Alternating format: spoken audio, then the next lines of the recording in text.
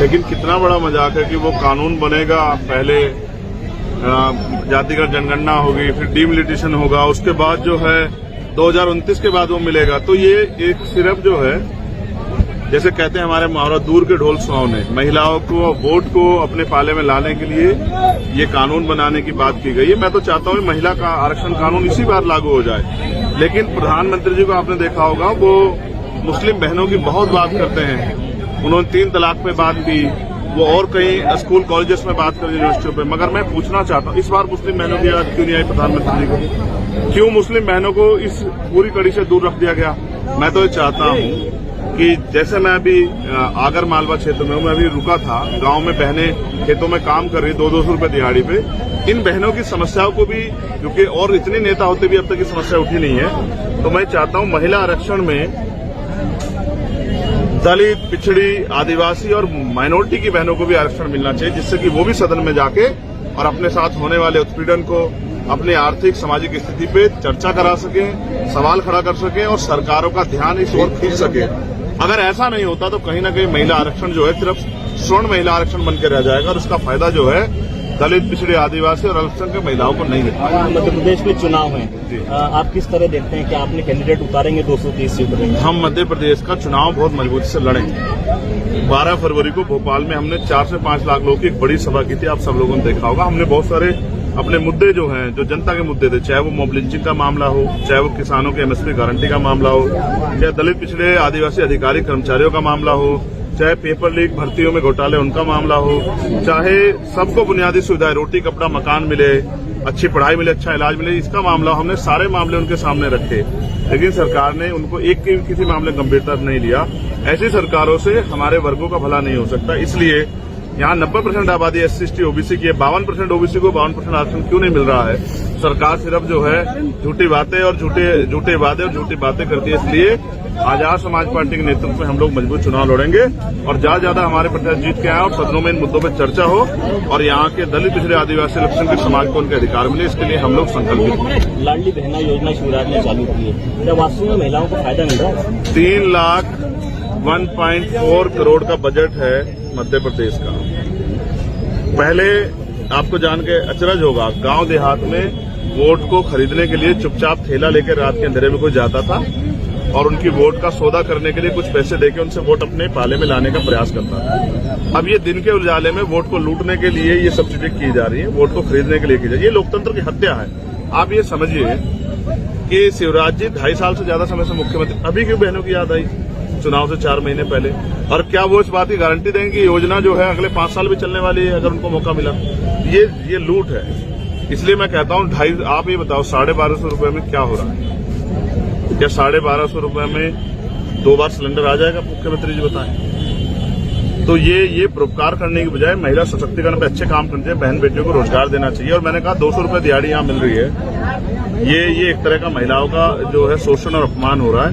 इसलिए हमारा बस चले तो हम 10,000 रुपए महीना महिलाओं को दें, अपने पैरों पर खड़ी हो महिलाएं। और हम पे और बहुत सारे, हमने तो कहा 1 लाख रुपए महीना हमें अवसर मिलेगा, 1 लाख रुपए देंगे हम हर उस बहन को, इसकी शादी होगी और सभी बहनों को मुफ्त पढ़ाई कराएंगे, मुफ्त इलाज की व्यवस्था करेंगे। क्यों नहीं हो सकता? जनता का पैसा जनता के लिए क्यों नहीं खर्च हो सकता है? ये यात्रा कहाँ से कहाँ तक रहेगी? देखिए, ये यात्रा पूरे मध्य प्रदेश और देश भर में चलेगी। जब जिस दिन विवेक देव राय ने और इधर हम आजादी का उत्सव मनाते 15 अगस्त का और ये बयान दिया संविधान बदलने का, उससे स्पष्ट होता है कि आज सिर्फ बीजेपी चाहते हैं कि संविधान को बदल दिया जाए। ये संविधान इस देश के कमजोर वर्गों को बराबर के अधिकार देता है, बहन बेटियों को आगे बढ़ाने का जो अवसर देता है। ये जो अन्याय करने की सोच बीजेपी लेके आई है, इस सोच को खत्म करने के लिए, सोच को जो है मुंहतोड़ जवाब देने के लिए ये संविधान बचाओ यात्रा चल रही है।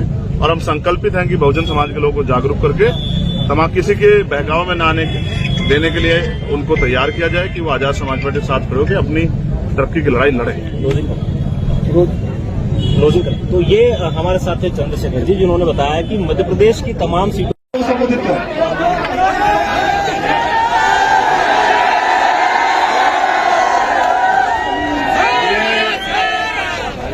मौसम आज आपके खिलाफ है। बहुत जो देखने से लग रहा है कि बहुत बारिश आने वाली है,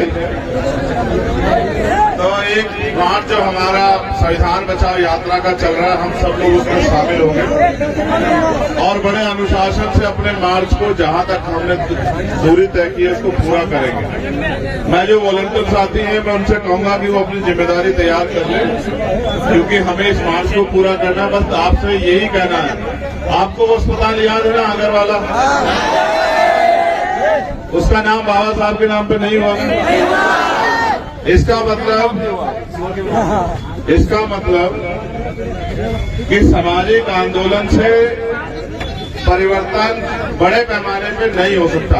इसका मतलब अब आपको अपनी राजनीतिक शक्ति भी बनानी चाहिए। क्या आप चाहते हो राजनीतिक शक्ति आपके पास आए? कितने लोग चाहते हैं? हाथ खड़ा करो। मेहनत करने से मिलेगी, ऐसे नहीं मिलेगी। गली गली जाके समाज को तैयार करना पड़ेगा। कर लोगे? लोगों को जगाना पड़ेगा, जगा लोगे? अपने झंडे डंडे को मजबूती से पकड़ना पड़ेगा, पकड़ लोगे? बहुत मेहनत लगी, कर पाओगे? मान सम्मान की लड़ाई है, कर पाओगे? कुछ लोग पैसा देके खरीदने का प्रयास भी करोगे, भटक तो नहीं जाओगे? अपनी ताकत बनाना चाहते हो, बनाना चाहते हो? बताओ। मैं भी आया हूँ लौट के, गौर से सुनना इस बात को। मैं कुछ बहनों से मिला, दयाराम सोलंकी और एक दूसरे साथी हमारे वहीं थे। वो खेत में काम कर रही थी, मुझसे मिलने आई। मैंने उनसे पूछा क्या काम करती हो? उन्होंने कहा हम यहाँ सोयाबीन के खेत में काम कर रहे हैं। मैंने कहा क्या मिलता है? तो उन्होंने कहा 200 रुपए दिहाड़ी, सुबह 9 बजे से लेके शाम के टाइम 6 बजे तक। क्या आता है 200 रुपए में?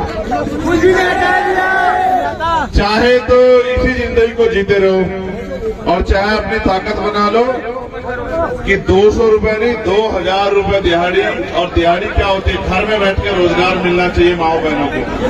चाहते हो नहीं चाहते हो? यहाँ देख रहे हो ना कैसे पेपर भर्ती में घोटाले होते हैं। मंत्री जी का रिश्तेदार, विधायक जी का रिश्तेदार। ये गरीब के बच्चे कहाँ जाएंगे? दलित पीढ़ी, इसका जवाब कौन देगा? ये बड़े से बड़े घोटाले करने वाली सरकार का समय पूरा हो चुका है। हमें अपनी ताकत बना के सरकार को उखाड़ फेंकना तैयार हो या नहीं है? बताओ। इनके ये जो बीच में तस्वीर है हमारे माननीय प्रधानमंत्री जी की, इनके आर्थिक सलाहकार समिति के अध्यक्ष हैं विवेक दोबराय। वो ये कह रहे हैं कि भारतीय संविधान को खत्म कर देना चाहिए, बदल देना चाहिए।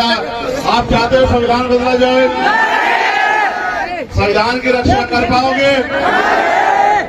संविधान की रक्षा कौन करेगा? संविधान की रक्षा कौन करेगा? बेटियों की रक्षा कौन करेगा? बेटियों की रक्षा कौन करेगा? गरीबों की रक्षा कौन करेगा? कमजोरों की आवाज कौन बनेगा? गरीबों की आवाज कौन बनेगा? बहनों की आवाज कौन बनेगा? संविधान की रक्षा कौन करेगा? चलो अनुशासन में मार्च निकालेंगे अपना। बहुत बहुत धन्यवाद आप सब लोगों का। जय भीम, जय भारत, जय मंडल, जय जोहार, जय संविधान। 52% ओबीसी को 52% आरक्षण मिलना चाहिए, नहीं मिलना चाहिए? अभी प्रधानमंत्री जी बिल लेकर आए हैं कि महिलाओं को आरक्षण 33% मिलना चाहिए। हमने मांग की है, गौर से सुनना मीडिया के भाई भी। उधर से आ जाओ ऊपर। जब भी चुनाव आता है मुस्लिम बहनों को बुलाकर उनके लिए बड़ी बड़ी बात करने वाली सरकार को आज जब कुछ देने की बारी आई तो ये महिलाओं का आरक्षण में हिस्सेदारी उन्होंने उनके लिए क्यों नहीं कही? क्या वो सिर्फ उनको झूठ फैला के बेवकूफ बनाना चाहते हैं? इसलिए हम लोग मांग करते हैं कि 33% महिलाओं के आरक्षण में खेत में काम करने वाली 200 रुपए की मजदूरी करने वाली हमारी गरीब बहन को भी हिस्सेदारी मिलनी चाहिए। इसलिए SC, ST, OBC और माइनॉरिटी की बहनों को भी आरक्षण में, महिला आरक्षण में हिस्सेदारी अलग से मिलनी चाहिए उनकी आबादी के हिसाब से। अगर आप चाहते हो तो अपनी आवाज जोर से उठाओ और अपने मार्च को जोर से पूरा करो। जय भीम! जय भीम!